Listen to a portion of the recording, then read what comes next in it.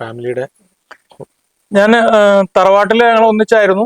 ഇപ്പൊ അച്ഛന് ഇവിടെ പാമ്പാക്കട MGM സ്കൂളിലെ അധ്യാപകനായിരുന്നു. അമ്മ പഴയ കാലത്തെ BA കാരിയാണ്. പണ്ട് കേരളവർമ്മ കോളേജിലും മേഴ്സി കോളേജിലും ഒക്കെ പഠിച്ച.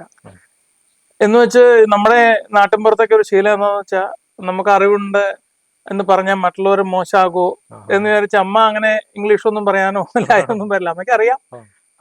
ആണ് എൻ്റെ വൈഫ് വണ്ടൂരാണ്, മലപ്പുറം ജില്ലയില് വണ്ടൂരാണ് വൈഫ് ഹൗസ് വൈഫാണ്. ഒരു മകൻ അഭിനവ് എന്നാണ് പേര്, നിർമ്മല കോളേജിൽ ഡിഗ്രി സെക്കൻഡ് ഇയർ. പിന്നെ സഹോദരി എറണാകുളത്താണ്. ശരിക്കും ഉളപ്പമുള്ളവനെയാണ്, എറണാകുളത്താണ് സെറ്റിൽ ആയേക്കണേ. അവർക്കും ഒരു മോൻ തന്നെയാണ്. പിന്നെ ഏട്ടന്മാരും കസിൻസ് ഒക്കെ ആയിട്ട് ഉണ്ട്. അമ്പലവുമായിട്ട് ബന്ധപ്പെട്ടും ആക്കാനുണ്ട്. സാറ് നല്ലൊരു ആനക്കമ്പക്കാരനാണെന്ന് കേട്ടിട്ടുണ്ട്. ആനകളെ കുറിച്ച് കൂടുതൽ അറിയാവുന്ന ഒരാളാണ്. ശരിക്കും ഒരു ആനക്കമ്പം ഇങ്ങനെ ഉണ്ടാവാനുണ്ടായ സാഹചര്യങ്ങളും പിന്നെ അത് എത്രമാത്രം നമ്മുടെ ജീവിതത്തിൽ സ്വാധീനിച്ചിട്ടുണ്ട്? ആനക്കമ്പം എന്ന് പറഞ്ഞാൽ പണ്ട് നമ്മുടെ തൊട്ടപ്പുറത്തെ കരയാണ് ഓണക്കൂർ. ഏറ്റവും കൂടുതൽ ആനക്കാർ, പാരമ്പര്യമായിട്ട് ആനക്കാരുള്ള സ്ഥലമാണ്. അപ്പോൾ ഓണക്കൂർ അമ്പലത്തിലൊക്കെ പോകുമ്പോൾ ഏറ്റവും കൂടുതൽ പാലത്തിന് മുമ്പുള്ള ഭാഗത്ത് എവിടെയെങ്കിലും ഒരു ആന നിൽക്കുന്നുണ്ടോ എന്ന് നോക്കും. അപ്പോൾ അവിടെ കുറേ ആനക്കാരുണ്ട്. എപ്പോഴെങ്കിലും ഒരു ആനയെ അവിടെ കെട്ടിയിട്ടും ഉണ്ടാവും. ഇപ്പം ഇപ്പോഴും ഉണ്ട്. അപ്പോൾ അങ്ങനെ ഒരു മോഹമുണ്ട്. പിന്നെ ഇവിടെ ഉത്സവത്തിനാണെങ്കിലും കൊല്ലത്തിലൊരിക്കൽ ആന വരും. അപ്പോൾ അതിൻ്റെ പുറകെയൊക്കെ നടക്കാൻ ഇഷ്ടമാണ്. 2-3 ദിവസത്തേക്കൊക്കെ ഉണ്ടാവും ചുറ്റുപാടുള്ള. പിന്നെ തടി വലിക്കാനോ വരുമ്പോൾ എനിക്കെന്താ അതിൻ്റെ പ്രവൃത്തികളും കാര്യങ്ങളും ഇഷ്ടമാണ്. ഈ പ്രദേശം പിന്നെ തിരുമാറാടി മുട്ടത്ത് കുഞ്ഞൻ നായർ, പുള്ളിക്ക് ആനയുണ്ട്. 2-3 ആനകൾ ഈ പ്രദേശമുണ്ട്. ഉടമകളുടെ ഉണ്ട്, അല്ലാതെ ആനക്കാർ കൊണ്ട് കെട്ടണമുണ്ട്.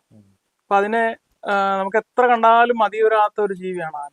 അപ്പൊ അതിന്റെ ഓരോ കാര്യങ്ങളും ആനക്കാരുടെ പ്രവൃത്തികളും അങ്ങനെ കാണുമ്പോൾ ഒരു കൗതുകം തോന്നും. അപ്പൊ അതിനെ തീറ്റ വെട്ടാനും, അപ്പൊ കൊമ്പിൽ തീറ്റ താങ്ങി കൊണ്ടുപോകാനും, അപ്പൊ ഓരോന്നും നമുക്കൊരു അത്ഭുതമാണ്. പിന്നെയാണ് അതിന്റെ ലക്ഷണങ്ങളും ഓരോ കാര്യങ്ങളും ഒക്കെ. ഈ ആനയ്ക്ക് എന്താ പ്രത്യേകത, അപ്പൊ അതിനെ ആനയുടെ വാല് മുതൽ ഓരോന്നിനും പ്രത്യേകതയുണ്ട്. അപ്പൊ പണ്ട് അച്ഛനൊക്കെ പറയും ആനക്കാരനെ കണ്ടാണ് ആനയെ തിരിച്ചറിയണേ. പക്ഷെ ഇന്നത്തെ തലമുറ ഒരുപാട് കുട്ടികൾ ആനയുടെ എവിടെയെങ്കിലും സൈഡിൽ നിന്ന് കണ്ട ആനയെ തിരിച്ചറിയും. കാരണം ആ പടങ്ങൾ കണ്ടും ക്യാമറയിലും വീഡിയോയിലൊക്കെ കണ്ടും പിന്നെ അവര് ശ്രദ്ധിച്ചിട്ടുമാണ്. അപ്പൊ ഞാനും അങ്ങനെ ശ്രമിക്കാറുണ്ട്. ഇപ്പൊ എല്ലാ ആനകളെയും പറ്റിയെന്ന് വരില്ല, പക്ഷെ നമുക്ക് സ്ഥിരം കാണുന്ന ആനകളൊക്കെ എവിടെ അകലെന്ന് കണ്ടാലും തിരിച്ചറിയാൻ അതൊരു ക്രേസാണ്.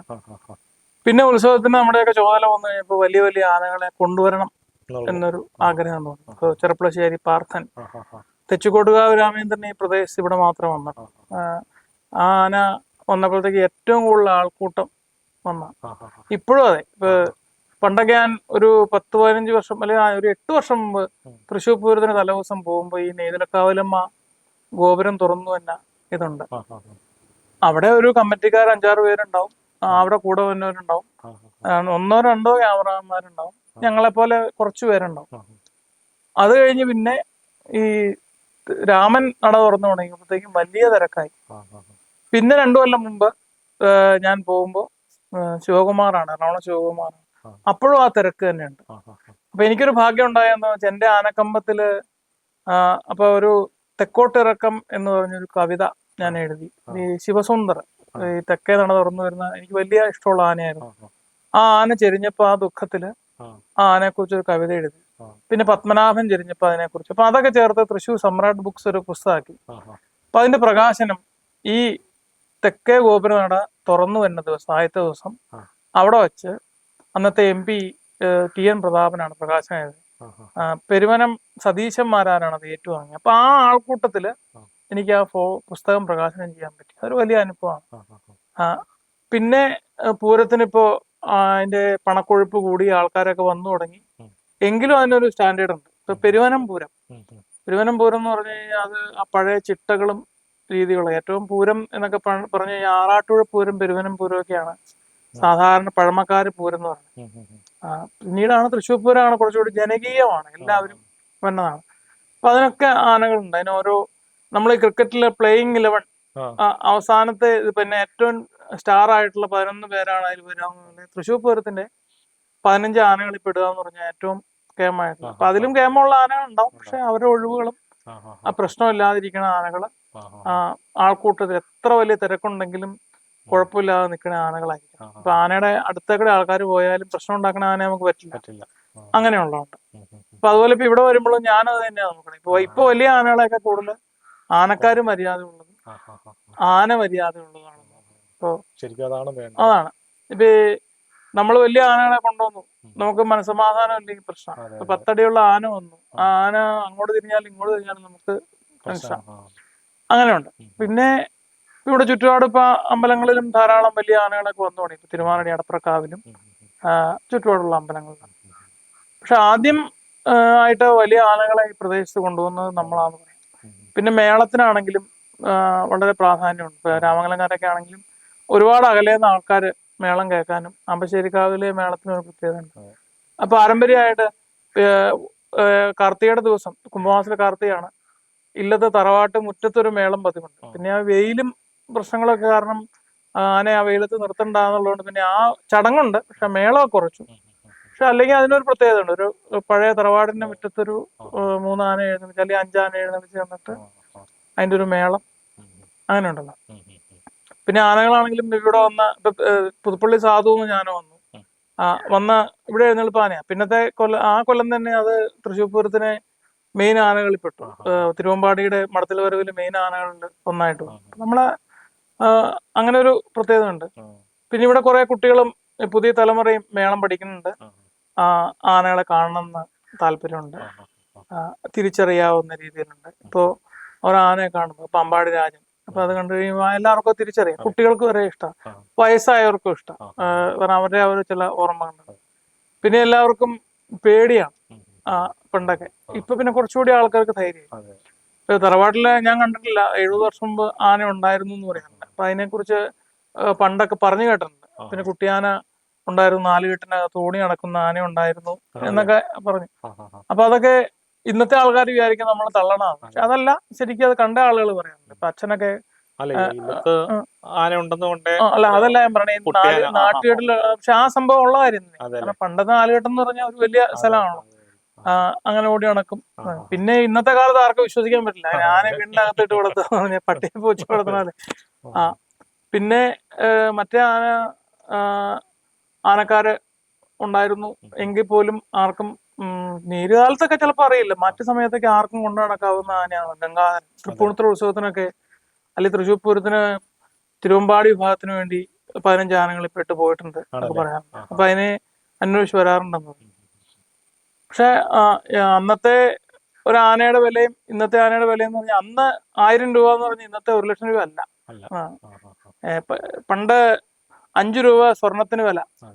ഇന്ന് 5 രൂപയ്ക്ക് സ്വർണ്ണം ഒരു പവൻ ചിന്തിക്കാൻ പറ്റും 60,000 രൂപ. അന്നത്തെ 5 രൂപയ്ക്ക് അത്രയും വില ഉണ്ട്.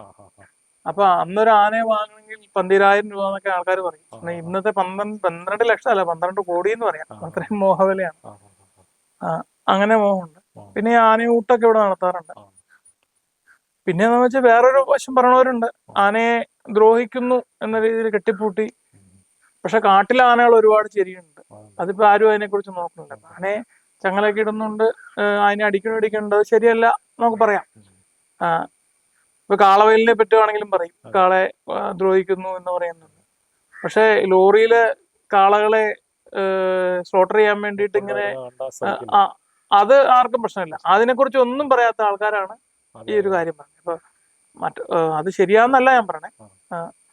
പിന്നെ ആനകളെ സ്നേഹമുള്ള ജീവികളാണ്. ഇപ്പൊ നമുക്ക് തീറ്റ കൊടുത്തു കഴിഞ്ഞാൽ അവരറിയും.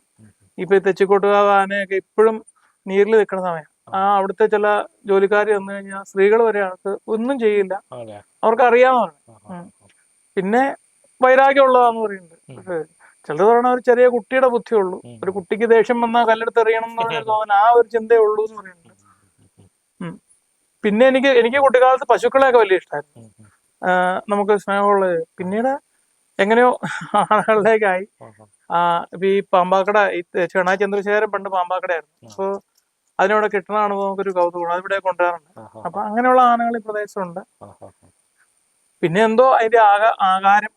അപ്പൊ കഥകൾ എഴുതുമ്പോഴും അതെ, കുട്ടികൾക്കാണെങ്കിലും ആനകളുടെ കഥകളൊക്കെ വലിയ ഇഷ്ടമാണ്, ആനപ്പാട്ടുകളും. അപ്പൊ അതുകൊണ്ടായിരിക്കാം ആദ്യ കഥ മാതൃകയിൽ വന്നതും ആനക്കഥ തന്നെയാണ്. ഗജവിലാപം എന്ന് പറഞ്ഞാണ് വന്നത്. പിന്നെ ഒരുപാട് കവിതകളും ഇതൊക്കെ എഴുതിയിട്ടുണ്ട്. പ്രകാശനം ചെയ്യിക്കാനും അതെ, ആനയെ കൊണ്ട് പ്രകാശനം ചെയ്യിക്കാൻ സാധിച്ചു. അതൊരു ഇതായിട്ട് തോന്നി. അപ്പൊ അങ്ങനെ ആനക്കമ്പം. പിന്നെ മേളങ്ങൾ അങ്ങനെയുള്ളതൊക്കെ വെച്ച് കഴിഞ്ഞാൽ എത്ര മേളവും ഇതൊക്കെ ഉണ്ടെങ്കിലും ഒരു ആനയെ തിടമ്പ് എടുത്ത് നെറ്റിപ്പട്ടം കെട്ടിയതുകൊണ്ട് കാണാൻ ആൾക്കാർ കൂടുതലുണ്ട്. ഇപ്പൊ നെന്മാറ വല്ലങ്ങിയൊക്കെ ഞാൻ എനിക്ക് പോയിട്ടില്ല, പക്ഷെ ആളുകളെ രാത്രി 1 കിലോമീറ്ററോളം നടന്നിട്ടാണ്. ഇപ്പൊ ആറാട്ടുപുഴ പൂരത്തിനൊക്കെയാണ് എത്ര കിലോമീറ്റർ നടന്നിട്ടാണ്. അപ്പൊ അതിനൊരു അനുഭവം ഉണ്ട്. നമ്മൾ പറയില്ല ചിലപ്പോൾ ഗുരുവായൂർ അമ്പലത്തിൽ ചെന്ന് കഴിഞ്ഞാൽ അതിനൊരു അനുഭവം ഉണ്ടെന്ന് പറയും. അപ്പൊ നമുക്കൊരു ചില സ്ഥലത്ത് ഇപ്പൊ സിനിമ തന്നെ ഫോണിൽ നമുക്ക് കാണാം, ടി വി കാണാം, തിയേറ്ററിൽ സ്പെഷ്യൽ എഫക്റ്റ് ഉള്ള തിയേറ്റർ കാണുമ്പോൾ അതിന് വ്യത്യാസമാണ്. അപ്പൊ അത് തന്നെയാണ് ടി വി. നമുക്കൊരു മേളം കാസറ്റ് കേട്ടാൽ മതി, CD കേട്ടാൽ മതി, നേരിട്ട് പോയി അവിടെ ചെന്ന് അനുഭവിക്കുമ്പോൾ. എന്റെ അമ്മയുടെ അമ്മാവൻ, ഞാൻ അതുകൂടി പറഞ്ഞ് ഞാൻ ഇത് പറയാം, ചിറ്റൂർ നമ്പൂതിരിപ്പാട്. അദ്ദേഹം ഈ പെരുവനം പൂരത്തിനൊക്കെ ഇതിനൊക്കെ ഉള്ള ആളായിരുന്നു. അപ്പൊ അദ്ദേഹം ഒരു ദിവസം ഞാനും കസിൻസും ഒക്കെ കൂടി ഈ തൃശ്ശൂർ പൂരത്തിന് പോവാണ്. അപ്പൊ ഞങ്ങളിങ്ങനെ ഈ തെക്കോട്ടവർക്ക് ഭയങ്കര തിരക്കാ, 10,000-കണക്കിന് ആൾക്കാർ ഇടിച്ചു കുത്തി ഇറങ്ങിപ്പോരാ. അപ്പൊ ഞങ്ങൾ പറഞ്ഞു ഞങ്ങൾ പതുക്കെ ഇവിടെ നിന്ന് നീങ്ങാം, പക്ഷെ എവിടെയെങ്കിലും ഒതുങ്ങി എന്ന് കാണാം, ഈ തെക്കോട്ടിറക്കുന്ന ഇടയ്ക്ക് പെട്ടാൽ നമ്മളെ പൊടി പോലും കിട്ടൂല എന്ന് പറഞ്ഞ് ഇങ്ങനെ പോകുമ്പോ ഞങ്ങൾ തിരക്ക് പിടിച്ച് പോകുമ്പോ ഈ അമ്മാവൻ അന്ന് ഒരു 75-80 വയസ്സടുത്ത് പ്രായമുണ്ട്. അപ്പൊ അദ്ദേഹം അപ്പൊ അമ്മാവ അതെ ആ തെക്കോട്ടിറക്കത്തിൽ തിരക്കുണ്ട്, ഞാൻ അത് അനുഭവിക്കാൻ ഒരു സുഖമാണെന്ന് പറഞ്ഞപ്പോ ഈ അന്ന് 20 വയസ്സുള്ള ആൾക്ക് ഇതിൽ നിൽക്കാൻ പറ്റുന്നില്ല അദ്ദേഹത്തിന്. പക്ഷെ അത് അവരുടെ ജീവിതത്തില് ഭാവമാണ്. അവര് ആനയും വെടിക്കെട്ടും മേളവും ഇതൊക്കെ ഇതാണ്. ഈ പെരുവനം സതീശന്മാരെ എനിക്ക് പരിചയമുണ്ട്. അപ്പൊ അദ്ദേഹം പറയും പെരുവനം നടവഴിയിൽ കൊട്ടുക എന്ന് പറഞ്ഞാൽ ഒരു ഇതാണ്. ഇപ്പൊ തൃപ്പൂണിത്തുറ അമ്പലത്തിൽ കൊട്ടുക എന്ന് പറഞ്ഞാൽ ആ ഉത്സവത്തിന് പ്രത്യേകമുണ്ട്. ഇപ്പൊ എത്രയോ സ്ഥലത്ത് ഉത്സവമുണ്ട്, പക്ഷെ എന്നാലും നമുക്ക് തൃപ്പൂണിത്തുറ പോകുമ്പോ ഒരു സുഖമുണ്ട്. ആ തൃപ്പൂണിത്തുറ ആ രാജകീയ അതാണ്, ആ തഴ ഒക്കെ ഉണ്ടല്ലോ, അത് ആ രാജപ്രൗഢിയാണ്, മഹാരാജാവ് നടത്തണാണ്. അതുപോലെ ഇരിങ്ങാലക്കുട അതെ, മഹാരാജാവ് നേരിട്ട് നടത്തണ അല്ലെങ്കിൽ ആ ഒരു രീതിയിലാണ്. അപ്പൊ ഇവരൊക്കെ ഈ ഈശ്വരന്മാര് തന്നെയാണ് അവിടുത്തെ രാജാക്കന്മാർ, അതാണ്. അപ്പൊ നമുക്ക് അവിടെ ഒരു അന്തരീക്ഷമുണ്ട്. അതേസമയം നമ്മള് എറണാകുളം ഗ്രൗണ്ടിലൊക്കെ കല്യാൺ ജ്വല്ലറിക്കാരൊക്കെ പൂരം നടത്തി പോയി കാണാം, പക്ഷെ അതിനൊരു ഇതില്ല, നമുക്കൊരു അനുഭവം കിട്ടില്ല. ഇപ്പൊ ദുബായിലും പൂരം നടത്തി, ഇവരൊക്കെ പോയി, ഈ പെരുവനം ഒക്കെ പോയി, പക്ഷെ അവിടെയുള്ളവർക്ക് രസമാണ്, പക്ഷെ നമുക്ക് ആ ഒരു ഇത് കിട്ടില്ല. ഇപ്പൊ ഒക്കെ വിർച്വൽ റിയാലിറ്റി ആയിട്ട് വരെ നടത്താം. ഇപ്പൊ ചാനലുകാര് പല സ്ഥലത്ത് നിൽക്കുന്ന ആനയും മേളക്കാരും ഒക്കെ കൂട്ടി ഇപ്പൊ AI ആയിട്ട് വരെ ചെയ്യാം. കഥകളിലും ഞാനത് വിചാരിക്കാറുണ്ട്. നമുക്ക് ഈ സാങ്കേതിക വിദ്യ വന്നു കഴിഞ്ഞപ്പോ ഈ കഥകളൊക്കെ യൂട്യൂബിലൊക്കെയാണ്. ഞാൻ കുറച്ച് കഥകളൊക്കെ യൂട്യൂബിലൊക്കെ ഇട്ടു. പിന്നെ ഈ പറഞ്ഞ പോലെ എല്ലാം കൂടി നടക്കില്ല. ഞാനിപ്പോ ഒരു 1150 കഥകളായി. അത് ദിവസം ഓരോ കഥ എഴുതി ചെയ്യണം. അപ്പോ അതും യൂട്യൂബും പിന്നെ സ്കൂളിലെ ജോലിയും മറ്റു തിരക്കുകളും എല്ലാം കൂടെ പറ്റില്ല. ആദ്യം ഞാൻ കുറെ കഥകൾ എഴുതി, അത് കഴിഞ്ഞ് ലോക്ക്ഡൌൺ കാലം വന്നപ്പോഴാണ് ഓഡിയോ ആക്കി ഇട്ടുകൊടുത്തത്, സോഷ്യൽ മീഡിയ വഴി, വാട്സാപ്പ് വഴി. അപ്പൊ ആദ്യം നമ്മുടെ ശബ്ദത്തിലൊരു നമുക്കൊരു മടി ഉണ്ടായിരുന്നു ശബ്ദം, പക്ഷെ കേട്ട് പലരും ഇഷ്ടപ്പെട്ടു, കുഴപ്പമില്ല എന്ന് പറഞ്ഞു. അപ്പൊ അങ്ങനെ റെക്കോർഡ് ചെയ്തു. ഞാനിത് നിർത്തണം എന്ന് തീരുമാനിച്ച 1000 ആക്കിയപ്പോ നിർത്താൻ തീരുമാനിച്ചാണ്. പക്ഷെ പലരും പറഞ്ഞു കുറച്ചുകൂടി പട്ടണത്തോളം തുടർന്ന് പോകണം എന്ന് പറഞ്ഞു. ഏതാണ്ട് 900 താഴെ വന്നപ്പോ യൂണിവേഴ്സൽ റെക്കോർഡിന് വേണ്ടി URF റെക്കോർഡിന് വേണ്ടിയിട്ട് അപേക്ഷിച്ചു. അപ്പൊ അവര് കൃത്യമായിട്ട് ഞാൻ അവർക്ക് അയച്ചു കൊടുത്തിരുന്നു. അവരതിന്റെ റെക്കോർഡ് സർട്ടിഫിക്കറ്റ് തന്നു. അപ്പൊ അവര് പറഞ്ഞു ഇനി അപ്ഡേറ്റ് ചെയ്യാം, ഒരു 1150 200 അങ്ങനെ ആകുമ്പോൾ എവിടെയാ നിർത്തണമെന്ന് വെച്ചാൽ അത് വെച്ച് ചെയ്യാം. കഥകള് പറയണ ഇഷ്ടം പോലെ ആൾക്കാരുണ്ട്, കഥകൾ എഴുതുന്ന ആൾക്കാരുണ്ട്. ഇപ്പൊ 2000 കഥകൾ വരെ എഴുതിയ ആൾക്കാരുണ്ട്. പക്ഷെ കഥകൾ എഴുതി ഒരു ദിവസം പോലും മുടങ്ങാതെ വോയിസിൽ അയച്ചവര് വേറെ ഇല്ല. വോയിസ് അയച്ചവരുണ്ട്, മറ്റേ ഈ കവിതകൾ അയക്കണവരൊക്കെ ഉണ്ട്. കഥകള് തുടർച്ചയായിട്ട് ഒരു ദിവസം പോലും വളരെ നമുക്ക് പോലെ അസൗകര്യം വന്ന ദിവസം വരെ ഞാൻ എങ്ങനെയെങ്കിലും രാത്രി അല്ലെങ്കിൽ വെളുപ്പിനെങ്കിലും അത്രയും കഥയായി. അതിനിടയ്ക്ക് പല വേർപാട്. ഇപ്പൊ ഈ ഫാദർ ലോ ഹോസ്പിറ്റലായിരുന്ന സമയത്ത് ഞാൻ 3-4 കഥകൾ ഞാൻ ഇവിടുന്ന് ടൈപ്പ് ചെയ്ത് റെക്കോർഡ് ചെയ്ത് അയച്ചു. അപ്പൊ അദ്ദേഹം മരിച്ച് പിറ്റേ ദിവസം വരെ എനിക്ക് കഥ അയക്കാൻ പറ്റി. കാരണം അപ്പൊ അദ്ദേഹം മരിച്ച് അതിന് സംസ്കാരമൊക്കെ കഴിഞ്ഞിട്ടാണ്. മരിച്ചു കിടക്കുമ്പോൾ നമുക്ക് ഒന്നും ചെയ്യാൻ പറ്റില്ല. എന്നാൽ പോലും ഞാൻ മുടങ്ങാതെ. അപ്പൊ എന്നോട് ഒരാൾ ചോദിച്ചു, ഞാൻ പറഞ്ഞു നേരത്തെ ഇതൊന്നും ഉദ്ദേശമല്ല, ഞാൻ ആ തിരക്ക് വന്നപ്പോ ഒരു 6-7 കഥകൾ ഞാൻ റെക്കോർഡ് ചെയ്ത് വെച്ചിരുന്നു. ചില ദിവസം വൈകുന്നേരം ആയിരിക്കും പെട്ടെന്ന് റെക്കോർഡ് ചെയ്യണം, 11 മണിക്കൊക്കെ രാത്രി ഒറ്റയ്ക്ക് ഇരുന്നായിരിക്കും. രാവിലെ അയക്കും. അത് കേട്ടിട്ട് ആൾക്കാർ അഭിപ്രായം പറയുമ്പോൾ തോന്നും ഓ നന്നായി. പിന്നെ മലയാളം കേൾക്കാത്ത കുട്ടികളുണ്ട്. ഈ ജർമ്മനിയിലും UK ഒക്കെ വീട്ടിലും അച്ഛനും അമ്മയും മലയാളം പറയുമായിരിക്കും, അല്ലാതെ കേൾക്കണില്ല. അവര് വളരെ പറയുന്നുണ്ട് ഒരു മലയാളം ശബ്ദം കേൾക്കുമ്പോൾ ഒരു സന്തോഷം. അങ്ങനെ പറയാറുണ്ട്.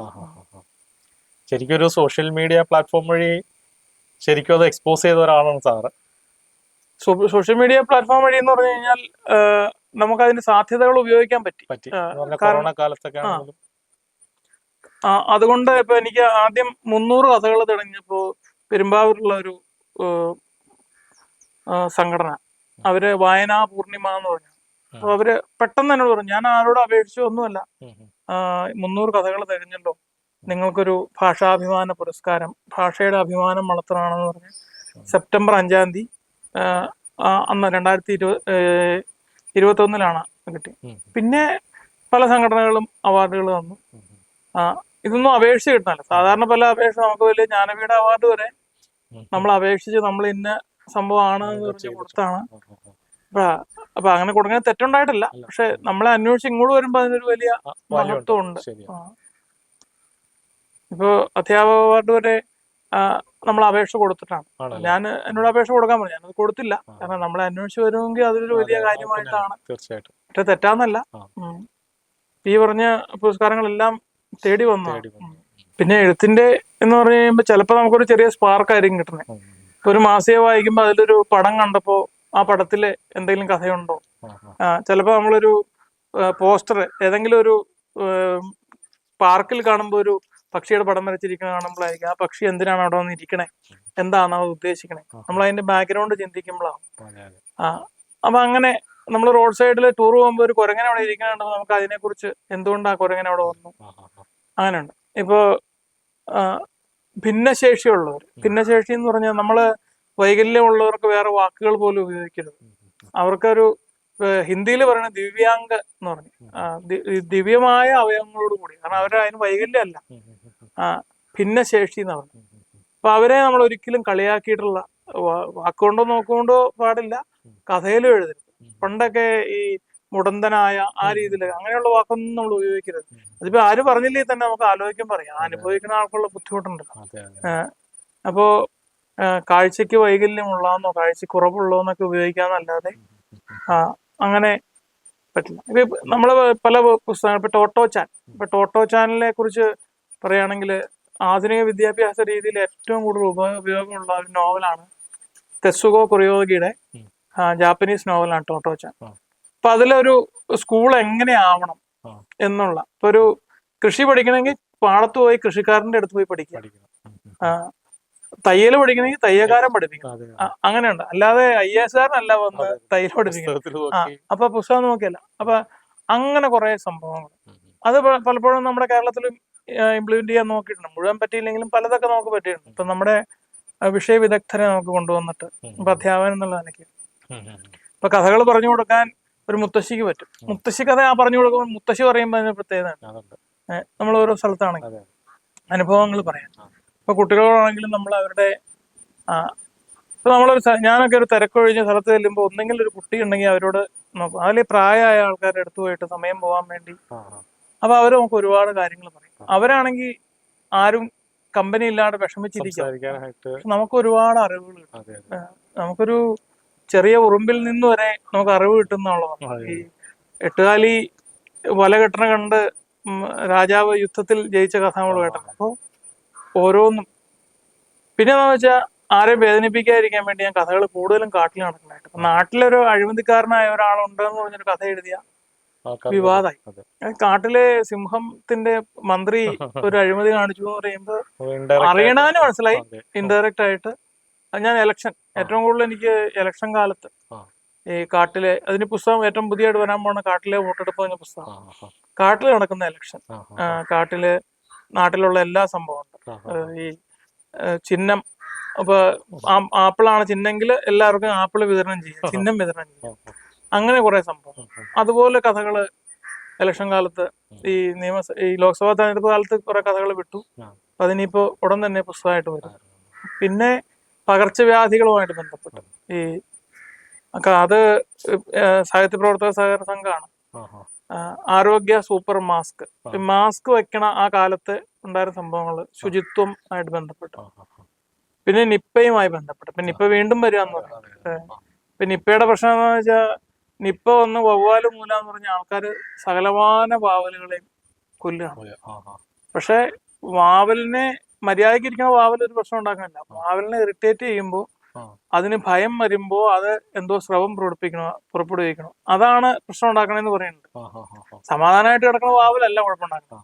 പിന്നെ വാവല് കഴിച്ച പഴം തിന്നിട്ടാന്ന് പറയുന്നുണ്ട്. കുറെ പഠനങ്ങൾ നടത്തിയിട്ടുണ്ട്. ഇപ്പൊ ആണെങ്കിലും മലപ്പുറം ജില്ലയിലൊക്കെ വീണ്ടും പറയുന്നുണ്ട്. പക്ഷെ നമ്മള് ശുചിത്വം പാലിക്കുക.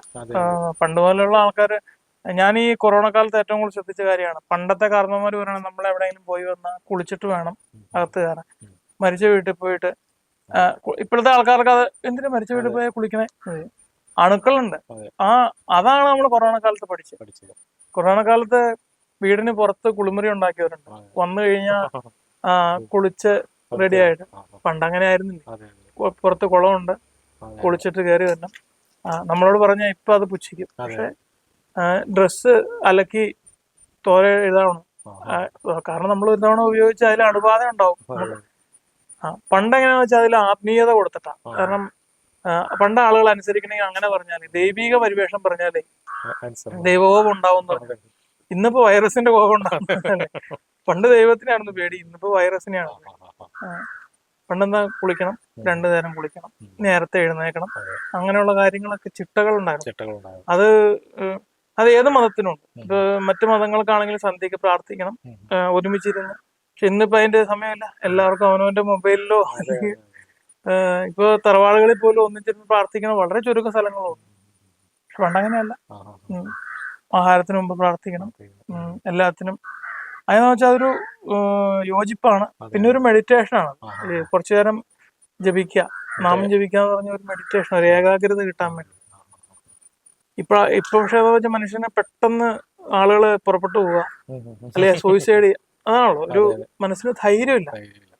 പണ്ടങ്ങനെയല്ല. ഇങ്ങനെ പ്രശ്നം ആരെങ്കിലും ഒക്കെ വരും, നമ്മൾ പരസ്പരം കൂട്ടുകുടുംബമാകുമ്പോ പറയും, നിനക്ക് എന്താ പ്രശ്നം എന്നോട് പറ. ഇപ്പൊ അങ്ങനെയല്ല, ആരോടും പറയില്ല. അച്ഛനോടും അമ്മയോടും സഹോദരങ്ങളോടും പോലും പറയില്ല.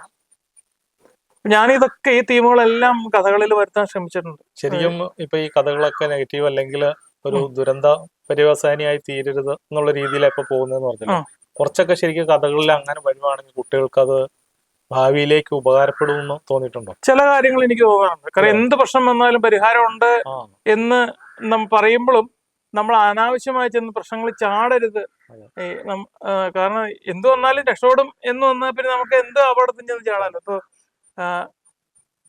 ഞാൻ പലപ്പോഴും ചോദിച്ചിട്ടുണ്ട്, ഈ ബാലസാഹിത്യകാരന്മാരുടെ ഗ്രൂപ്പിൽ തന്നെ ചോദിച്ചിട്ടുണ്ട്, ഈ ഒരു തിന്മ ചെയ്ത ഒരാളെ നശിപ്പിച്ചു എന്നുള്ളതിൽ എന്താ തെറ്റുള്ളേ? വേണ്ടതല്ലേ? ഇപ്പൊ അണുക്കളെ നമ്മൾ നശിപ്പിക്കണില്ലേ? കൊതുകിനെ നമ്മൾ നശിപ്പിക്കണം എന്ന് പറയുന്നുണ്ട്, എലിയെ നശിപ്പിക്കണം എന്ന് പറയുന്നുണ്ട്. പക്ഷെ കഥയിൽ നമുക്ക് എലിയെ നശിപ്പിക്കാൻ പറ്റില്ല. അതൊരു പ്രശ്നമാണ്. പിന്നെ തിന്മയെ നശിപ്പിക്കാൻ ആരും തടസ്സം പറയുന്നില്ല. പക്ഷെ പുതിയ കഥകളിൽ അത് പാടില്ല. കുട്ടികൾക്ക് അങ്ങനെ ഇതാവരുത്. പക്ഷെ കുട്ടികളാണെങ്കിൽ ഈ പറഞ്ഞ നമ്മുടെ ജീവിതത്തിലേക്ക് അല്ലെങ്കിൽ അവരുടെ ജീവിതത്തിൽ പല പല ബുദ്ധിമുട്ടുകളും വരുമല്ലോ. അപ്പോൾ ഇങ്ങനത്തെ കഥകളിൽ കൂടിയാണെങ്കിൽ അങ്ങനെ ഒരു ബുദ്ധിമുട്ടുകളും കാര്യങ്ങളും ഒക്കെ അവർ കണ്ട് മനസ്സിലാക്കി വരുവാണെങ്കിൽ അവർക്ക് കുറച്ചുകൂടി സ്വാധീനിക്കും എന്നാണ് എനിക്ക് തോന്നുന്നത്. എല്ലാം ഇങ്ങനെ ഒരു സുഖപരിവേശാനിയായിട്ട് തീർന്നു കഴിഞ്ഞാൽ അതൊരു പ്രശ്നമാണ്. അല്ല, അതിൽ തന്നെ വേറെ കാര്യമുണ്ട്. കുട്ടികളോട് നോ എന്ന് പറയാൻ നമ്മൾ പഠിക്കണം. നമ്മള് കുട്ടിക്കാലത്ത് ഒരു ഉത്സവത്തിന് പോയ ആ കടയിൽ കാണുന്ന ഒരു സാധനം വാങ്ങിച്ചു തന്ന ഭാഗ്യം, അല്ലാതെ അവിടെ കാണുന്ന മുഴുവൻ സാധനവും വേണമെന്ന് പറഞ്ഞ കാര്യം. ഇന്നത്തെ കൊച്ചു അവിടെ കിടന്ന് തലകുത്തി മറിയും. ആ കട മുഴുവൻ മേടിച്ചു കൊടുക്കാനും പൈസ ഉണ്ടെങ്കിലും ഇല്ലെങ്കിലും മേടിച്ചു കൊടുക്കും. അപ്പൊ അവരോട് പെട്ടെന്നൊരു നോ കേൾക്കുമ്പോ അവര് അപ്സെറ്റ് ആയി പോകും. ഈ മറ്റേന്ന് വെച്ചാൽ അവര് എന്നും സുഖം മാത്രം അറിഞ്ഞിട്ടുള്ളൂ. കുട്ടികളോട് അരുത് എന്ന് പറയാൻ ശീലിക്കണം. ആധുനിക മനഃശാസ്ത്രം പ്രത്യേകം പറയണം, ചെയ്യരുത് എന്ന് പറയണം. ഇപ്പൊ പണ്ട് എന്നെ കുട്ടിക്കാലത്ത് പറഞ്ഞു കേട്ടുള്ള കഥയാണ്. ഈ ഒരു അനിയനും ചേച്ചിയുണ്ട്, ഓപ്പളും അനിയനുണ്ട്. അപ്പൊ അതിന് ഭയങ്കര വാത്സല്യാണ് അനിയൻ. അപ്പൊ എന്നും വൈകുന്നേരം ഉറങ്ങണതിന് മുമ്പ് ഓപ്പോൾക്കിട്ട് ഒരു അടി വെച്ചു കൊടുക്കും. അപ്പൊ ആദ്യമൊക്കെ സങ്കടമായിരുന്നു, പിന്നെ അതതിന് ശീലമായി. അങ്ങനെ കഴിഞ്ഞ് ഈ കുട്ടി വലുതായി. ഈ പെൺകുട്ടി കല്യാണമൊക്കെ കഴിഞ്ഞ് പോയി കഴിഞ്ഞ് പറഞ്ഞു, ഈ രാത്രി ആയി കഴിഞ്ഞപ്പോ ഈ പയ്യന് ഉറങ്ങാൻ പറ്റുന്നില്ല. ആ. ഉം. ഈ ഇവൾക്കും ഉറങ്ങാൻ പറ്റില്ല. ഇവന്റെ സാധാരണ ഇവന്റെ ഒരു തല്ല് കിട്ടിയിട്ടാണ് കിടന്നത്. അപ്പൊ ഈ ഹസ്ബൻഡിനോട് പറഞ്ഞു ഞാൻ ശരിയാക്കി തരാമെന്ന് പറഞ്ഞു. ആ. പിറ്റേ ദിവസം ഇയാൾ തല്ലാൻ വന്നപ്പോ തിരിച്ചു ഒറ്റ അടി അങ്ങ് വെച്ചു കൊടുത്തു. ആ. അപ്പൊ ഈ കൊച്ചു കരഞ്ഞു. ആ. ആ വേദന എടുത്തു അല്ലേ? ആ ഓപ്പോൾക്കും ഇതുപോലെ തന്നെയാ വേദന എടുക്കണേ. വേറെ ആളെ തല്ലി സുഖം കാണരുത് ഒരിക്കലും എന്ന് പറഞ്ഞു. പിന്നെ അത് പറഞ്ഞു. അപ്പൊ പണ്ടെങ്ങനെയാ ഒന്ന് തല്ലിക്കോട്ടെ, അത് പിന്നെ എന്താ കുഴപ്പമുള്ള, അത് കൊച്ചല്ലേ എന്ന് പറയും. പക്ഷെ ആ ഒരു ശീലം നമ്മൾ ഒരിക്കലും അംഗീകരിക്കരുത്. അത് നെഗറ്റീവ് അല്ല. പിന്നെ തെറ്റ് ചെയ്ത സാധനം ഇപ്പൊ കീടാണുക്കളെ നശിപ്പിക്കണം എന്ന് പ്രത്യേകിച്ച് പറയേണ്ട കാര്യമില്ല. നമ്മുടെ കൃഷി നശിപ്പിക്കുന്ന എലിയെ നശിപ്പിക്കുന്നതിന് തെറ്റൊന്നുമില്ല. നമുക്ക് കഥകളിൽ നമുക്കത് ചെയ്യാൻ പറ്റില്ല. ഇപ്പൊ കുട്ടികൾക്കല്ല ഇന്നത്തെ കാലത്ത് മെസ്സേജ് വേണ്ടത്, മുതിർന്നവർക്ക് തന്നെയാണ്. അപ്പൊ ഞാൻ പറയുമ്പോ ഒരു പണ്ടത്തെ കുട്ടികളെ മുതിർന്നവര് ട്യൂൺ ചെയ്യണ ഇതനുസരിച്ചാണ് ജീവിക്കുന്നത്. ഇന്നത്തെ കുട്ടികൾക്ക് സ്വന്തമായ തീരുമാനങ്ങളുണ്ട്. ആ തീരുമാനങ്ങളിൽ അവർക്ക് നടത്താനുള്ള കഴിവുണ്ട്. പക്ഷെ എന്താ പ്രശ്നം എന്ന് വെച്ച് കഴിഞ്ഞാൽ എവിടെയെങ്കിലും ഒരു പാളിച്ച വരുമ്പോഴത്തേക്ക് അവരാകെ വിഷമിച്ചു പോകും. നമ്മളെ കുട്ടികളെ നമ്മൾ പലപ്പോഴും അറിയണില്ല. ഇപ്പൊ എൻ്റെ മകൻ ഒരു തെറ്റ് ചെയ്തു, ഏറ്റവും അവസാനം അറിയണത് ഞാനായിരിക്കും. തൊട്ടടുത്തിരിക്കുന്ന ഞാൻ അറിയണ്ടാവില്ല, വേറൊരാൾ പറഞ്ഞിട്ടായിരിക്കും. ഇപ്പൊ കുട്ടിക്ക് നമ്മൾ ആവശ്യത്തിന് പൈസ കൊടുത്തു വിടുന്നു, അവനത് എന്ത് ചെയ്യുന്നു ഉപയോഗിക്കുന്നു നമ്മൾ അറിയുന്നില്ല. ഇപ്പൊ നമ്മുടെ നാട്ടില് എല്ലാ തരത്തിലുള്ള വഴി തെറ്റിപ്പോകാനുള്ള എല്ലാ സൗകര്യമുണ്ട്. എന്ത് വേണമെങ്കിലും കിട്ടും. ഇപ്പൊ ഫോൺ വഴിയായിട്ടും ഓൺലൈൻ വഴിയാണെങ്കിലും എന്ത് സാധനം കിട്ടും. ഇപ്പോ മുമ്പൊക്കെ നമ്മൾ പറയും വിദേശ രാജ്യങ്ങളിലാണ് ഇങ്ങനെ മയക്കുമരുന്നുകൾ. ഇപ്പൊ നമ്മുടെ ഈ ലോക്കലൊക്കെ ഇഷ്ടം പോലെ മയക്കുമരുന്നുകളുണ്ട്. ഇപ്പോഴും സ്കൂളിലൊക്കെ ഇവരൊക്കെ വന്ന് പറയണത് കുട്ടികളെ ഇതിൽ വഴിതെറ്റിപ്പോകുന്നു. ഇപ്പൊ എല്ലാവരും അങ്ങനെ ചെയ്യണമെന്നല്ല, ആ രീതിയിൽ. അതുപോലെ ബന്ധങ്ങൾക്ക് യാതൊരു ഇതുമില്ല. അപ്പൊ അച്ഛനും അമ്മയും തമ്മിൽ വഴക്കുണ്ടാക്കുമ്പോഴായിരിക്കും കുട്ടി അത് കേട്ട് പഠിക്കുന്നത്. ഇപ്പൊ ചീത്ത വാക്കുകൾ ഉപയോഗിച്ചു കുട്ടികളെ നമ്മൾ വഴക്ക് പറയുന്നു. അവനോട് ചോദിക്കുമ്പോ അമ്മ അച്ഛനെ അല്ലെങ്കിൽ അച്ഛൻ അമ്മയെ വിളിച്ചായിരിക്കും, അല്ലെങ്കിൽ മുത്തശ്ശനോ മുത്തശ്ശിയോ വേണ്ട, അല്ലെങ്കിൽ അയൽവക്കാരനായിരിക്കും. അല്ലാതെ ഇതാവും. പിന്നെ സിനിമകളിൽ ഇതുപോലെ സന്ദേശങ്ങൾ കിട്ടുകയാണ്. ഈ നെഗറ്റീവായിട്ട് ചില സിനിമകൾ കാണുമ്പോൾ ഇപ്പം അങ്ങനെയാണ്. ഇപ്പൊ മുമ്പൊരു സെക്കൻഡ് ഷോ എന്ന് പറഞ്ഞ് ഇയാളുടെ സിനിമ ഇറങ്ങി, നമ്മുടെ ദുൽഖർ സൽമാന്റെ. അപ്പൊ എന്റെ മോനത് കണ്ടോണ്ടിരുന്ന അവസാനം ഞാൻ വഴക്ക് പറഞ്ഞ് നിർത്തിച്ചു. കാരണം അത് അത്രയും അക്രമമാണ്. അപ്പൊ ആ സിനിമ ഒന്നും അല്ല. ഇപ്പോ പണ്ട് ഒരു സിനിമയിൽ നമ്മള് ഒരു തല വെട്ടി തല തെറിച്ചു പോകണമെന്നൊക്കെ ഭയങ്കര സംഭവമായിട്ട് കാണണം. പക്ഷെ ഇതിപ്പോ റിയലിസ്റ്റിക് ആയിട്ടുള്ള സിനിമകൾ അങ്ങനെ കാണുക, കാരണം നടക്കണം അങ്ങനെ തന്നെയാണ്. അപ്പൊ കുട്ടികളെ നമുക്ക് നല്ലതും ചീത്തയും തിരിച്ചറിയാനുള്ള ഇത് വേണം. പിന്നെ സിനിമകളുണ്ട്, ഗെയിമുകളുണ്ട്, ഓൺലൈനായിട്ട് പൈസ ഉണ്ടാക്കുന്ന ഒരുപാട് പേരുണ്ട്. പണ്ട് നമ്മളൊരു കഥ കേട്ടിട്ടുണ്ട്. രണ്ടമ്മയുടെ മക്കള് കള്ളന്മാരായി. മൂത്തയാളുടെ മകൻ വന്നപ്പോ അമ്മ കരണക്കുറ്റിക്ക് ഒരു അടി വെച്ച് കൊടുത്തു. മേലാൽ നീ കട്ട മുതലായിട്ട് ഇങ്ങോട്ട് വന്നേക്കരുത്, നിന്നെ നീ പഠിക്കാതെ കയറ്റില്ല എന്ന് പറഞ്ഞു. അവൻ നല്ല മര്യാദക്കാരനായിട്ട് പോയി. രണ്ടാമത്തോള് കുഴപ്പമില്ല, വീട്ടിലേക്ക് അത്യാവശ്യമുള്ള സാധനം കൊണ്ടുവന്നോളാൻ പറഞ്ഞു. വന്ന് അവൻ പെരുങ്കള്ളനായി. രാജകൊട്ടാരത്തിൽ പേര് മോഷ്ടിച്ചു. രാജാവ് അവനെ തൂക്കിക്കൊല്ലാൻ വിധിച്ചു. അപ്പൊ അവസാനമായിട്ട് എന്തെങ്കിലും ആഗ്രഹം ഉണ്ടോ എന്ന് ചോദിച്ചു. പറഞ്ഞു എനിക്ക് അമ്മയെ ഒന്ന് കാണണം എന്ന് പറഞ്ഞു. അപ്പൊ അമ്മയുടെ അടുത്ത് ചെന്നപ്പോ അമ്മയുടെ ചെവി കടിച്ചു മുറിച്ചു എന്ന് പറഞ്ഞു. അതായത് ഞാൻ ചെയ്ത് തെറ്റാണെന്ന് കേട്ടിട്ട് അന്ന് അമ്മ എന്നെ തിരുത്തിയിരുന്നെങ്കിൽ ഞാൻ ഇങ്ങനെ ആവില്ലായിരുന്നു. അപ്പൊ അത് തന്നെയാണ് സംഭവിക്കുന്നത്. ഇപ്പൊ ഒരു കൊച്ച് ഓൺലൈനിൽ പൈസ ഉണ്ടാക്കുമ്പോ അവൻ പൈസയൊക്കെ ഉണ്ടാക്കുന്നുണ്ട് ഇഷ്ടം പോലെ, പക്ഷെ എവിടെയാ പിന്നെ പോണേന്ന് അറിയില്ല. നമുക്ക് ഒരുപാട് പേര് നേരിട്ട് തന്നെ അറിയാം പൈസ ഇഷ്ടം പോലെ ഉണ്ടാക്കണമെന്ന്, പക്ഷെ എവിടെയാ പോണേ. പലരും ചിലപ്പോ വല്ല ഗുണ്ടകളെ അന്വേഷിച്ച് വരുമ്പോഴായിരിക്കും അറിയണേ ഇവൻ എന്ത് മാൽ പ്രാക്ടീസ് ആയിട്ടാണ്. ടെക്നോളജി ഇവർക്കൊക്കെ അറിയാം. പക്ഷെ അത് പ്രശ്നമാണ്. പിന്നെ കുട്ടികൾക്കും പ്രശ്നമുണ്ട്. കാരണം അവൻ ചെറിയ കാര്യം കൊണ്ട് അവൻ വലിയ സംഭവമായിരുന്ന അവര് ചിന്തിക്കുകയാണ്. പൈസയൊക്കെ ഉണ്ടായി, പോക്കറ്റ് മണി ഇഷ്ടം പോലെ ഉണ്ട്, തന്നെ അവിടെ പോയി സിനിമ കാണാം, ഇതാവും. ഇപ്പോ കഥകളിലൊക്കെ നമ്മൾ പറയുമ്പോഴും കഥകൾ മാത്രമല്ല, വണ്ടി എടുത്തുകൊണ്ട് പോകണം. ഈ ആക്സിഡന്റ് നമ്മൾ ഒരുപാട് കാണുന്നുണ്ട്. ചെറിയ പ്രായപൂർത്തിയാവാത്ത കുട്ടികൾ വണ്ടി എടുത്തുകൊണ്ട് പോയിട്ട് ആക്സിഡന്റ് ഉണ്ടാക്കണം. പ്രശ്നം വരുമ്പോ അച്ഛനോ അമ്മയൊക്കെ വരുള്ളൂ. പക്ഷെ അപകടം പറ്റി വേറെ ഉള്ളവർക്കും പറ്റിയ ആ വീട്ടിലുള്ളവർക്കാ പോകണം. അപ്പൊ അതൊരു വലിയ പ്രശ്നമാണ്. അപകടം ഉണ്ടാക്കണ പലരും ഉണ്ട്. പിന്നെ ഈ കാര്യം തന്നെ മറ്റുള്ളവൻ കാണിക്കുമല്ലോ കാണിക്കാം. പണമുള്ള വീട്ടിലൊരുത്തൻ നല്ല കുപ്പായമൊക്കെ ഇട്ട് വന്നു കഴിയുമ്പോ, പണമുള്ള വീടൊന്നും വേണമെന്നില്ല, പണമുള്ള വീട്ടുകാർ ചിലപ്പോ പൈസ കൊടുത്തു എന്ന് വരില്ല. ആ ഇപ്പൊ എന്റെ വീട്ടില് പൈസ ഉണ്ട്, പക്ഷെ അത് തരില്ല. മറ്റവന് വേറെ വഴിക്ക് പൈസ കിട്ടുന്നുണ്ട്. ഇപ്പൊ പണിയെടുത്ത് പൈസ ഉണ്ടാക്കണതാണ്, കാറ്ററിങ്ങിന് പോയി പൈസ ഉണ്ടാക്കണം, തെറ്റൊന്നുമില്ല. സംസാരിച്ചോ. നല്ല രീതിയിൽ ജോലി എടുക്കുന്നവരുണ്ട്, പക്ഷെ അവൻ പണിയെടുത്തുണ്ടാക്കണ പൈസ അവനെ ചെലവഴിക്കാം. അപ്പൊ വേറെ എളുപ്പ വഴിക്ക് ഏതെങ്കിലും രീതിയിൽ ഒരു പൊതി കഞ്ചാവ് എവിടെയെങ്കിലും കൊണ്ട് കൊടുത്താൽ പൈസ കിട്ടും പറഞ്ഞു കഴിഞ്ഞാൽ ഈ കോയമ്പത്തൂരൊക്കെ ഇടക്കാലത്തുണ്ടായിരുന്നു, ഈ കേരള അതിർത്തി കടത്തി വിട്ട് കഴിഞ്ഞാൽ പൈസ കിട്ടും. ഈ പണ്ടൊക്കെ ചാരായവും സ്പിരിറ്റൊക്കെ ആയിരുന്നു. ഇപ്പൊ എന്നോട് ഒരാൾ ചോദിച്ചു, ഇങ്ങനെ ഒരു ഓഫർ വന്നിട്ടുണ്ട് എന്ന് പറഞ്ഞു, എന്നിട്ട് സ്വീകരിച്ചോ എന്ന് ചോദിച്ചു. എനിക്ക് പേടിയാ, ഞാൻ സ്വീകരിച്ചില്ല എന്ന് പറഞ്ഞു. അതിനൊരു 6 മാസം കഴിഞ്ഞപ്പോ അയാൾ എന്ന് പറഞ്ഞു, എന്റെ ഫ്രണ്ട്സ് അതിന് പോയി, അവരൊക്കെ പോലീസ് വിളിച്ചോണ്ട് പോയി, എനിക്ക് പേടിയായോണ്ട്, അല്ല എനിക്ക് അതിന് ധൈര്യമില്ല. ഞാൻ പറഞ്ഞു ആ ധൈര്യമില്ലായ നല്ലത്. കാരണം അവനൊക്കെ ഇങ്ങനെ പോഷായിട്ടുള്ള വാച്ചും ഫോണും ഇതൊക്കെ ആയിട്ട് നടക്കുകയാണ്. ഇവനിവിടെ പാവപ്പെട്ട, പക്ഷെ അവന് വീട്ടിൽ കിടന്ന് ഉറങ്ങാൻ സമാധാനമുണ്ട്. മറ്റത് അവൻ പറഞ്ഞ കുട്ടികളെ കാരണവന്മാരെ അറിയുന്നില്ല, കാരണവന്മാരെ കുട്ടികളും അറിയുന്നില്ല. ഈ കഴിഞ്ഞ ദിവസം ഒരു വീഡിയോ കണ്ടു, ജപ്പാനിലൊക്കെയാണ്, അവരെ അച്ഛനും അമ്മയും ചെയ്യണ ജോലികള് ഇവര് പഠിപ്പിക്കാൻ വേണ്ടിയിട്ട് ഒരുപാട് കഷ്ടപ്പെടുന്നു. അത് കണ്ടപ്പോ കുട്ടികൾ കരയുക. നമ്മളിത് അറിയണില്ല, ഈ അച്ഛൻ എത്ര കഷ്ടപ്പെട്ടാണ് ഈ പൈസ കൊണ്ട് തന്നെ, അമ്മ എത്ര കഷ്ടപ്പെട്ടാണ് ഈ പൈസ കൊണ്ട് തന്നെ എന്ന് അറിയുന്നില്ല. അച്ഛാ പൈസ വേണം, തന്നില്ലേ പണക്കായി, എനിക്ക് മാത്രം അച്ഛൻ തരില്ല, അല്ലെ അമ്മ എനിക്ക് തരില്ല എന്ന് പറഞ്ഞു. പിന്നെ വസ്ത്രങ്ങള്, പണ്ടൊക്കെ നമുക്കൊക്കെ എത്ര വസ്ത്രമുണ്ട്, ഇന്നിപ്പോ ഓരോ ആഘോഷങ്ങൾക്കും ഉള്ള വസ്ത്രമുണ്ട്. ഇപ്പൊ ഓണാഘോഷമാണ്, എല്ലാവർക്കും മുണ്ട് വേണം, ഷർട്ട് വേണം, അല്ലെങ്കിൽ ആനിവേഴ്സറിക്ക് ഒരുപോലത്തെ ഡ്രസ്സ് വേണം. വാടകയ്ക്ക് എടുക്കല്ല, വാങ്ങിക്കുകയാണ്. ഇപ്പൊ CBSE സ്കൂള് ഒക്കെ ഉണ്ട്, നമ്മൾ പറയും അവര് ആ ഒരു ലെവലുള്ള ആളുകളാണ്, അപ്പൊ അവര് മോശമെന്നല്ല. ആ CBSE സ്കൂളിൽ ഉള്ളവര് ഡ്രസ്സ് വാങ്ങേണ്ടി വരുന്നു, പണം മുടക്കേണ്ടി വരുന്നു എന്നൊക്കെ പറയുന്ന ആൾക്കാരുണ്ട്. പക്ഷെ നമ്മുടെ സാധാരണ സ്കൂളുകളിലും അങ്ങനെയാണ്, എല്ലാ രീതിയിലുള്ള കുട്ടികൾക്കും ഒരുപോലത്തെ ഡ്രസ്സ് വേണം. കാരണം കഷ്ടപ്പാട് അറിഞ്ഞല്ല വളരെ, കഞ്ഞി കുടിക്കാനില്ലെങ്കിലും. പിന്നെ കഥകളിൽ തന്നെ ഞാൻ ഈ അങ്ങനെ ഒരു സന്ദേശം കൊടുക്കാൻ ഉദ്ദേശിച്ചിട്ടുണ്ട്. ഇപ്പൊ രാവിലെ ഭക്ഷണം കഴിക്കാതെ സ്കൂളിൽ പോകുന്ന കുട്ടികൾ തല ഇറങ്ങി, അപ്പൊ അത് മൃഗങ്ങളുമായിട്ട് ബന്ധപ്പെട്ട് രാവിലെ കഴിക്കാതെ വരരുത് എന്നുള്ള, അതിന് പല ടീച്ചർമാരും പറഞ്ഞിട്ടുണ്ട് അങ്ങനെയുള്ള കഥകൾ. രാവിലെ പിന്നെ വൃത്തിയായിട്ട് വരണം, നീറ്റായിട്ട് വരണം. സ്കൂൾ ബസ്സിൽ റൂളുകൾ അനുസരിച്ച് വേണം വരാൻ.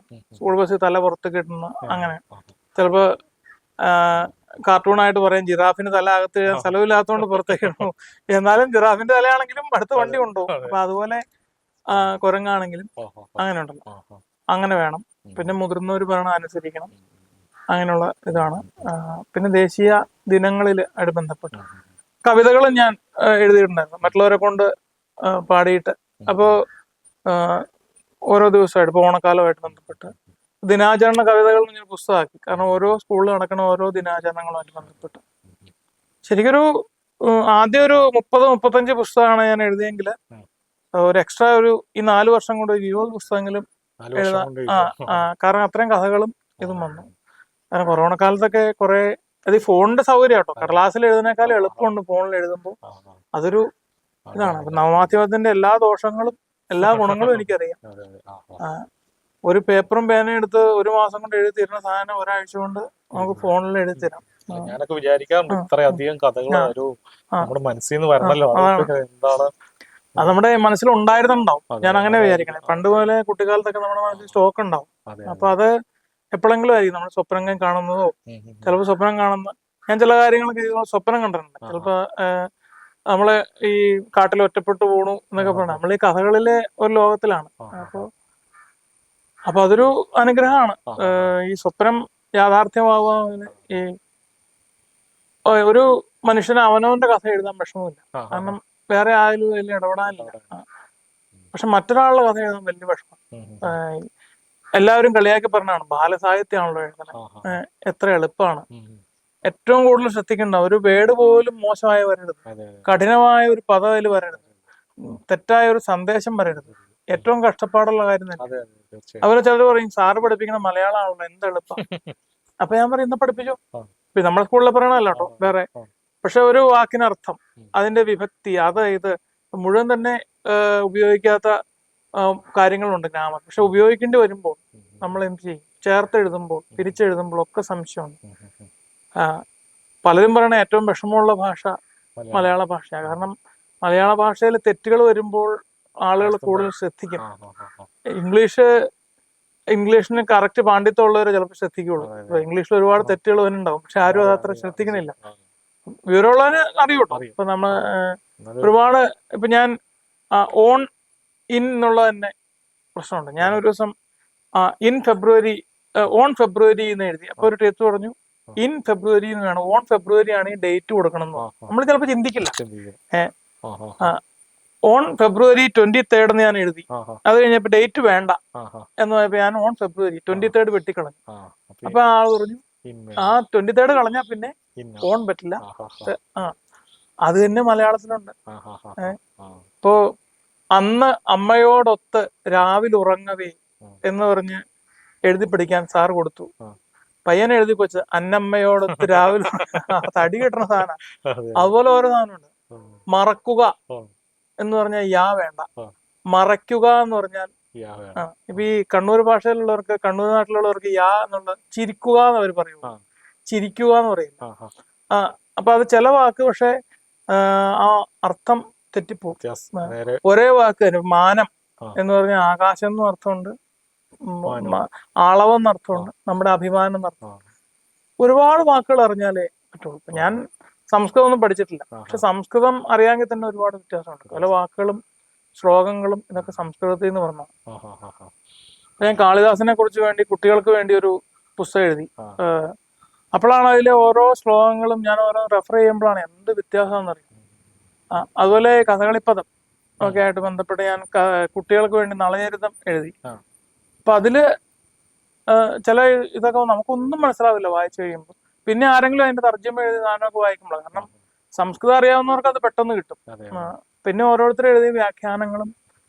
അപ്പൊ അവര് പണ്ടത്തെ കാലത്ത് ഇവരൊക്കെ ഇത്രയോ പേജുകള് ദിവസങ്ങൾ എടുത്ത് എഴുതിയതാണ്. അതൊരു ചെറിയ അക്ഷരത്തെറ്റുണ്ടെങ്കിൽ അത് ഉപേക്ഷിച്ച് വേറെ എഴുതണം. ഇപ്പോഴാണെങ്കിൽ ഫോണിൽ നമുക്ക് എഡിറ്റ് ചെയ്യാം. എത്ര കഷ്ടപ്പെട്ട് അവരൊക്കെ എഴുതിയിട്ടുണ്ടാവും. ഇപ്പൊ വിലാസിനിയുടെ അവകാശികൾ എന്നുള്ള നോവല് ഏഷ്യാനെറ്റ് തന്നെ എത്ര നാളുകൊണ്ടായിരിക്കും അദ്ദേഹം എഴുതി. അങ്ങനെ ഉണ്ടല്ലോ. അതേസമയം ബഷീറൊക്കെ വളരെ സിമ്പിൾ ആയിട്ട് കുറച്ച് ലളിതമായിട്ടാണ് എഴുതണേ. കുഞ്ഞുണ്ണി മാഷ് അങ്ങനെ ഉണ്ടല്ലോ. മറ്റേ വലിയ വലിയ കവികള് ആയിരക്കണക്കിന് പേജുള്ള കവിതകളൊക്കെ എഴുതും. അപ്പൊ നമ്മളൊന്നും ഇപ്പൊ അത്രയൊന്നും വർക്ക് ചെയ്യണ ഒരാളും ഇല്ല. ഇപ്പൊ അത്രയും പേജുള്ള കവിതൊന്നും എഴുതാൻ ആർക്കും, കമ്പ്യൂട്ടറിലൊക്കെ പറ്റുമായിരിക്കും, കൈ കൊണ്ട് എഴുതുന്ന ആരുമില്ല. പിന്നെ അത്രയൊന്നും ആരും വായിക്കുകയില്ല. ഇപ്പൊ ഒരു വലിയ നോവൽ, ഇപ്പൊ ആടുജീവിതം, ഇപ്പൊ എന്റെ മകൻ ആടുജീവിതം വായിച്ചു. ഞാൻ അത്ഭുതപ്പെട്ടു. കാരണം ഇംഗ്ലീഷ് പുസ്തകങ്ങൾ ധാരാളം വായിക്കും, മലയാളം വായിക്കൽ കുറവാണ്. സിനിമ കണ്ടോണ്ടാ. സിനിമ കണ്ടു, അത് കഴിഞ്ഞാൽ പുസ്തകം വായിച്ചു, പിന്നെ വീണ്ടും സിനിമ വന്നു. അപ്പൊ ഞാൻ പറഞ്ഞു നല്ല കാര്യം, അങ്ങനെയെങ്കിലും ഒരു പുസ്തകം വായിച്ചല്ലോ. പക്ഷേ ഞാൻ ആ സിനിമ കണ്ടില്ല. ആ നോവല് വായിച്ച അനുഭവം ഒരിക്കലും ആ സിനിമയ്ക്ക് തരാൻ പറ്റില്ല. കാരണം ആ സിനിമയിൽ നമുക്ക് വരികൾക്കിടയിലൂടെ നോവലിൽ വായിക്കാം. ഈ പല സിനിമകളും നോവലുകളും സിനിമയാകുമ്പോൾ പ്രശ്നം എന്താണെന്ന് വെച്ച് കഴിഞ്ഞാൽ ആ നോവലിസ്റ്റിന്റെ കഴിവായിട്ട് വരും. ഇപ്പൊ ഈ രണ്ടാമൂഴം സിനിമയായാലും നമുക്ക് ഭാവനയിൽ ഇന്നയാളുടെ തല എങ്ങനെയായിരിക്കും, മുഖം എങ്ങനെയായിരിക്കും, നമ്മൾ ആ ഉദ്ദേശിക്കുന്ന ആളുടെ മുഖം അല്ലേ നമുക്ക് ഉൾക്കൊള്ളാൻ പറ്റില്ല. ഇയാള് വേണ്ടായിരുന്നു എന്ന് പറയുന്നത് നോവല് ഒക്കെ വായിച്ച്. പിന്നെ ഈ വായനയെ കുറിച്ച് പറയുമ്പോൾ ഞാൻ പുറകിൽ നിന്ന് വായിക്കുന്ന ഒരാൾ. ഈ മാസികളൊക്കെ കിട്ടി കഴിയുമ്പോൾ കാർട്ടൂൺ ആദ്യം വായിക്കും, ബോബനും മോളി അല്ലെങ്കിൽ കാർട്ടൂൺ. അവർക്ക് ജയറാം അതില് ഒരു ഇന്റർവ്യൂ പറഞ്ഞു അദ്ദേഹം പുറകിൽ നിന്ന് വായിക്കണം. അപ്പൊ ഞാൻ പറഞ്ഞു ഞാനും അങ്ങനെ തന്നെയാണ്. ഏറ്റവും ആദ്യം പുറകിലെ കാർട്ടൂൺ വായിക്കും, വായിച്ച് പുറകോട്ട് വെച്ചിട്ട് പിന്നെ നോവലും ഇതൊക്കെ വായിക്കും.